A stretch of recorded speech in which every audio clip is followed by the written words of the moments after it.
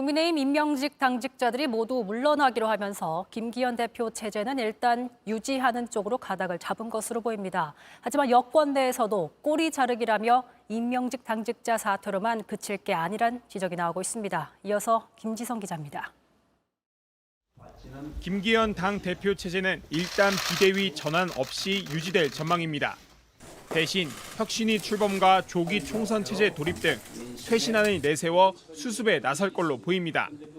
대통령실 관계자도 서울 강서구는 원래 험지라며 책임론 확산을 경계하는 분위기입니다.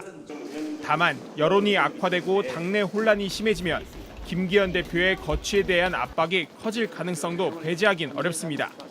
실제 여권에서도 지도부를 향한 비판이 나옵니다. 홍준표 대구시장은 패전의 책임은 장수가 지는 것이라며 현재 지도부로는 총선을 치르기 어렵다고 국민이 탄핵한 것이라고 밝혔습니다.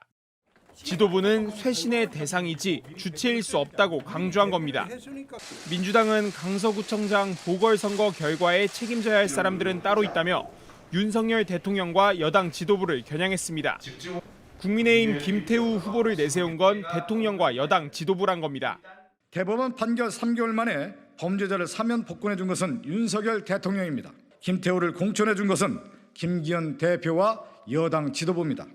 대통령실 차원에서 반성과 국정기조 전환 발표가 있어야 한다고 덧붙였습니다. JTBC 김지성입니다. 서울 강서구청장 참패 이후 국민의힘이 첫 의원총회를 가졌습니다. 김기현 대표는 탕평 인사를 약속하며 당내 여론 달래기에 나섰지만 이대로 내년 총선을 치를 수 있겠느냐는 위기감은 여전해서 진통이 쉽게 잦아들지 않고 있습니다. 첫 소식 유정화 기자입니다. 의원총회는 처음부터 비공개로 열렸습니다. 강서구청장 보궐선거 참패 이후 처음 열린 의원총회인 만큼 의원들의 표정은 어두웠습니다. 김기현 대표는 일괄 사퇴한 이철규 사무총장 등 임명직 당직자들의 후임으로 수도권 출신 의원과 개파색이 옅은 인사들을 기용하겠다고 했습니다. 탕평 인사를 바탕으로 총선 대비 체제를 빨리 꾸려 위기를 수습해 보겠다는 겁니다. 총선이 6개월밖에 안 남았다는 현실론을 내세웠는데 지도부 사퇴론에 대해선 반응을 보이지 않았습니다. 수도권 위기론에 대한 대책도 고심하고 계실 것 같은데요. 일각에서는 장 대표님 사퇴까지 얘기 나오고 있는데 그 부분에 대해서 좀 어떻게 보시는지도 좀 이야기해 주시죠. 그럼에도 불구하고 지도부 쇄신론은 잦아들지 않을 전망입니다. 수도권 출마 희망자들을 중심으로 비상대책위원회 체제에 준하는 혁신위를 꾸려야 한다는 목소리가 나오고 있어서입니다. 김기현 대표 체제 안에서 지도부가 대통령실과 보여준 관계를 놓고선 당내 설전도 벌어졌습니다.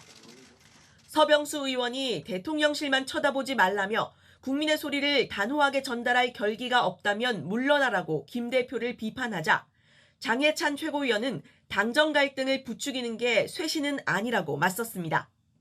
이런 가운데 민주당은 대통령실과 여당 지도부를 한데 묶어 한 번 더 비판했습니다. 범죄자를 사면 복권한 대통령과 이를 받들어 김태우에게 공천을 준 김기현 대표의 책임은 어디로 갔습니까? 이대로 총선을 치를 수 있겠냐는 위기감이 갈수록 커지면서 수습을 위한 국민의힘의 당내 혼란은 당분간 이어질 전망입니다. JTBC 유정화입니다.